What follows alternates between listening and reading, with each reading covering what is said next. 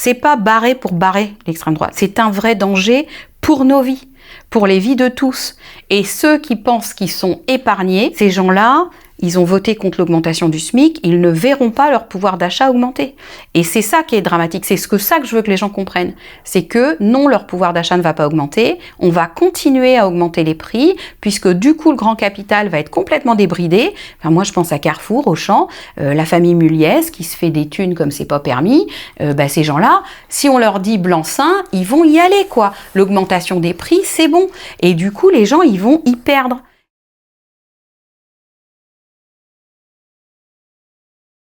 Faut pas oublier qu'Hitler est arrivé au pouvoir par les urnes et il a gardé le pouvoir, donc ça c'est important de se le dire aussi, c'est-à-dire que si l'extrême droite passe, elle va tout faire pour pouvoir modifier la Constitution et rester au pouvoir. Personne n'avait imaginé que le président annoncerait cette dissolution et surtout mettrait le pays en danger, à la merci de l'extrême droite. L'histoire nous le montre malheureusement. Elle fait tout pour y rester, quitte à changer les règles pour le garder. Récemment, les exemples de Trump et de Bolsonaro montrent à quel point ces droites autoritaires répugnent, y compris par la violence, à abandonner le pouvoir, même après une défaite électorale. Ce qui nous importait, c'était d'appeler un sursaut face à la montée de l'extrême droite, qui n'est absolument pas protectrice des travailleurs, malgré tous les faux discours qu'elle peut dire. Parce que bon, faut quand même se dire que l'extrême droite a asséné un nombre de mensonges incroyables quand même, dans tout ce qu'elle a pu servir sur des plateaux télé, de médias à la solde du grand capital. Il y a eu énormément de mensonges, mais en tout cas, ils ne serviront jamais les salariés. On va être sur une rétrogradation de nos droits qu'on a acquis par la lutte, faut pas l'oublier. Enfin, l'exemple le plus criant, ça reste quand même les congés payés. Les congés payés, c'était le premier front populaire, 1934-1936, où il y a eu effectivement un gouvernement de front populaire. Mais il faut se rappeler qu'en 1934, ce sont des syndicalistes qui se sont levés, qui ont été au front, qui ont rencontré effectivement des hommes politiques et qui ont participé à la construction de ce front populaire. En Italie, l'extrême droite de Giorgia Meloni s'est attaquée au RSA, au droit à l'IVG, ainsi qu'au droit à la PMA pour les couples lesbiens. En Espagne, l'extrême droite de Vox nie l'existence même des violences à l'encontre des femmes et minorités de genre. Depuis 2020, en Pologne, l'avortement est interdit, même en raison d'une malformation du fœtus. En France, le Rassemblement national a déjà prévu de supprimer les financements du planning familial. Dès le résultat des élections européennes, au vu du raz-de-marée d'extrême droite qu'on a pu voir, la CGT s'est tout de suite positionnée sur la nécessité de construction d'un front populaire. D'un côté politique, effectivement, des hommes politiques de gauche, notamment, je pense à François Ruffin, a appelé dès le soir même à la construction aussi d'un front populaire. L'idée, c'est de rassembler des gens qui ont une même vision de la défense des droits des citoyens, qui sont le pendant de la défense des droits des travailleurs. Et la CGT, c'est en ça où on est légitime à appeler à ce nouveau Front populaire, c'est que les revendications portées par le nouveau Front populaire sont les revendications de la CGT, tout en sachant qu'on garde notre indépendance, on reste autonome, et s'il y a des choses qui nous plaisent pas, on reprendra la rue comme on l'a toujours fait. Enfin, l'idée, c'est qu'on restera toujours en défense des droits des travailleurs. Maintenant, on a vu qu'il y avait quand même une concomitance au niveau des revendications, très clairement, toutes les revendications, qu'elles soient sociales, écologiques, de droits des femmes, on était complètement raccord avec le programme du nouveau Front populaire. Nous avons un choix.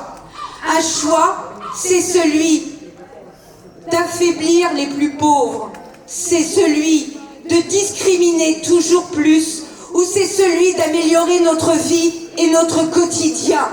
Nous ne pouvons pas continuer à penser que demain sera meilleur en écrasant les autres, en divisant la société. Si nous sommes ici réunis aujourd'hui, en ce dimanche matin, ce n'est pas pour mettre le bazar dans les rues, mais c'est pour nous dire, c'est pour dire à toutes et tous qu'il y a un choix possible à faire. C'est celui du rejet de la haine, c'est celui de la cohésion sociale, c'est celui de faire République ensemble et d'être citoyen demain comme aujourd'hui. On est dans un rappel de l'histoire, au lendemain des célébrations du 80e anniversaire du débarquement, c'est assez dramatique de voir, moi je veux pas qu'on me parle de devoir de mémoire. Je ne veux plus entendre ce mot-là dans la bouche de macronistes, parce que je trouve que c'est lamentable de voir ce qu'on en fait. C'est une fête de village, quoi. Hein. C'est juste pour le feu d'artifice que les gens y sont allés. Parce qu'à un moment donné, le devoir de mémoire, c'est voilà, qu'est-ce qui s'est passé pendant la guerre? C'est effectivement le patronat qui ne voyait que ses intérêts financiers et qui, à chaque fois, le patronat pense que si la gauche passe, ils vont perdre de l'argent. Non, on ne perd pas de l'argent. Si vos salariés sont mieux payés, s'ils sont mieux protégés, s'ils ont des droits, on aura des gens qui iront bien, qui travailleront bien, qui pourront être épanouis dans le travail, et tout le monde s'y retrouve. Et en fait, c'est aussi une question de mesure. Certains patrons sont dans la mesure, hein, on les met absolument pas tous dans le même panier. Moi, je suis pas du tout là-dedans. On peut se retrouver, mais par contre, effectivement, le partage, c'est de se dire qu'à un moment donné, si on veut que les gens travaillent, soient bien, qu'il y ait du travail pour tous, il y a des mesures à mettre en place et le partage des richesses, il est plus que nécessaire. Dans notre société, c'est important. Et le partage des richesses, c'est aussi permettre... Alors moi, je pense à la cause écologique parce que je pense que c'est l'enjeu de ce siècle. Là, on l'oublie complètement parce que on est dans la peur de l'extrême droite, mais l'enjeu écologique est un enjeu important. Il y a beaucoup trop de domination dans plein de secteurs et on est dans la prédation de notre écosystème et ça, il faut qu'on en sorte. On doit vivre dans notre écosystème comme faisant partie de l'écosystème.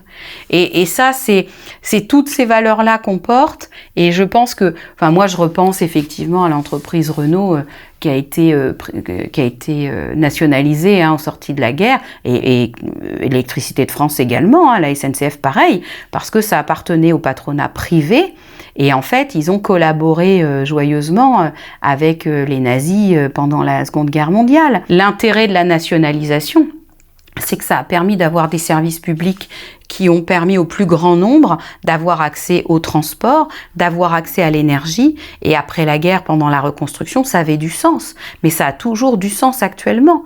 Et toutes ces sociétés-là ont été privatisées depuis que M. Macron est au gouvernement. On voit bien ce qui se passe au niveau du recul historique. On en est là aujourd'hui quand même. Allons coller, allons tracter, c'est nécessaire. Nous devons échanger, nous devons convaincre. Il est temps, c'est urgent. Il est hors de question que le lundi 8 soit le premier matin brun de toute une période. Hors de question. Alors luttons et organisons-nous. Nous avons ici des affiches, si vous le souhaitez, si vous souhaitez coller dans votre quartier, dans votre village. C'est urgent, c'est maintenant. Il me semble qu'il y a Citoyens Vigilants aussi qui a fait des collages en ville, un peu sur le système des vagins vigilants, qui étaient aussi présents à la manif. Donc vagins vigilants, c'est ceux qui mettent des mots avec des lettres pour défendre les femmes victimes de violences sexuelles. C'est tout ce corpus-là en fait qui se réveille aujourd'hui, qui doit s'associer, qui doit travailler ensemble, on doit être en bonne intelligence, c'est-à-dire que notre mot d'ordre, c'est effectivement de faire barrage, de permettre qu'un sursaut républicain voit le jour, qu'on puisse avoir une Assemblée nationale qui ne soit pas dominée par l'extrême droite, c'est important, sachant que quand on entend les médias, les résultats hier soir, on avait l'impression qu'il y avait une espèce de jubilation des journalistes à donner un nombre de sièges à l'extrême droite complètement délirant. Et les abstentionnistes, il y a encore 33%, même si on a un taux de participation énorme, il y a encore des abstentionnistes. Ces gens-là ont un rôle à jouer important pour dire non et faire barrage à l'extrême droite. Ça va tenir ça ? Avec un petit truc sur le côté ?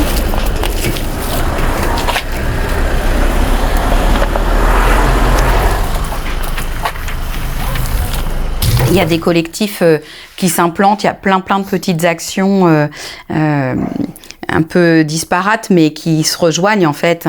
Par exemple, je pense au collectif de lutte contre les idées d'extrême droite, dont l'Union locale fait partie, qui a mené des actions de tractage, de collage, avec Sud Solidaire par exemple, mais nous également. Alors, il y a le comité de droits des femmes qui était là dimanche et qui a pris la parole à la fin de la manifestation, avec la chorale des Fallopes, qui est une chorale féministe et engagée. En fait, on se rend compte qu'il y a plein de gens qui sont engagés, qui portent des valeurs et qui veulent les défendre, surtout dans un moment historique comme celui-là, hein, puisque, enfin voilà, c'est un Roland de 39, hein, faut pas se le cacher. Hein.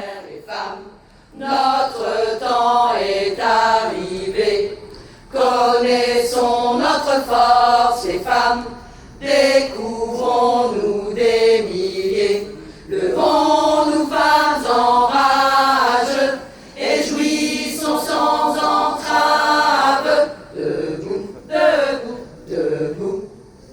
Levons-nous femmes en rage, et jouissons sans entrave, debout, debout, debout, debout, debout, debout. Il faudra qu'on continue à faire de la pédagogie. Je pense que c'est important d'aller vers les gens, d'aller les écouter, de voir quelles sont leurs vraies problématiques, leur montrer que le RN n'apportera aucune solution à leurs problématiques. Et c'est, enfin, ça, c'est notre rôle. On a un rôle de vigilance et d'action. On a un devoir d'action. On sait ce qu'ils ont voté depuis 2 ans et on s'aperçoit, voilà. Bonjour madame, est-ce que vous voulez un petit peu de lecture? C'est contre l'extrême droite, un peu pour démonter les infos. Le programme, vous allez voter dimanche quand même? C'est important, hein. Bon, toujours contre le Front National, ouais, le discours. Bien sûr. La CGT, on a une particularité, c'est qu'on considère que le rapport de force est presque incontournable parce que les espaces de négociation sont majoritairement menés par le patronat et on a un espace très limité d'échange. Donc le rapport de force est un outil dont on se sert. Enfin, moi, je sais que je m'en sers souvent parce que voilà, la négociation reste illusoire. Hein. Enfin, le patronat nous emmène là où il veut aller. Donc, c'est notre différence par rapport à des syndicats qu'on appelle réformistes. Hop, faut pas compter ses heures là. Hein. Donc, il faut savoir que les médias sont détenus à 90% par des PDG du CAC 40. Donc, l'un des plus connus reste quand même Monsieur Bolloré. Monsieur Bolloré est un conservateur traditionnaliste breton qui a fait sa fortune, qui a hérité de sa fortune et qui l'a fait fructifier en allant piller l'Afrique. Alors, il a eu quelques procès là-bas. Et en fait, c'est un concept de société qu'il veut mettre en œuvre et pour ça, en fait, les médias sont le meilleur vecteur. Pierre Bourdieu le disait dans les années 70, que effectivement le capital devait détenir les médias pour pouvoir faire passer sa soupe et pouvoir accéder au pouvoir et faire ce qu'il avait envie de faire et accroître ses richesses. On est quand même dans une société de domination, une société qui dit que certains sont méritants, d'autres ne le sont pas, et que les pauvres, s'ils sont pauvres, on les met de côté et tant pis pour eux. Du coup, comme on a les médias, on a la ligne éditoriale du média où on va valider tous les propos qu'on a envie de valider. Donc là, l'intérêt qu'avait effectivement Monsieur Bolloré, c'est de faire passer le RN devant, et donc il s'est servi de ces news. Donc là, par exemple, quand on a vu que Cyril Hanouna, qui est son bras droit, son bras armé, j'ai envie de dire, basculait à Europe 1 le lendemain des élections européennes, voilà, on voit que c'est cousu de fil blanc toute cette histoire-là. L'Arcom a tenté effectivement, puisqu'il y avait des temps de parole qui n'étaient pas respectés quand même. Il faut savoir qu'en campagne électorale, il doit y avoir un temps de parole équivalent pour tous les partis politiques.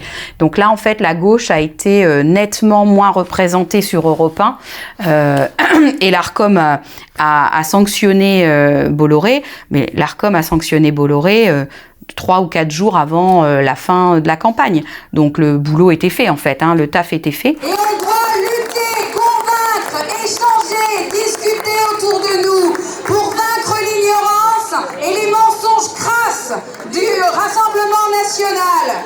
Voilà, vive le nouveau Front populaire! Moi, ce que j'ai envie de leur dire, c'est de voter en ayant conscience des répercussions de leur vote, en lisant les programmes, en n'écoutant pas ce qu'on nous sert à la télé, mais lisez les programmes.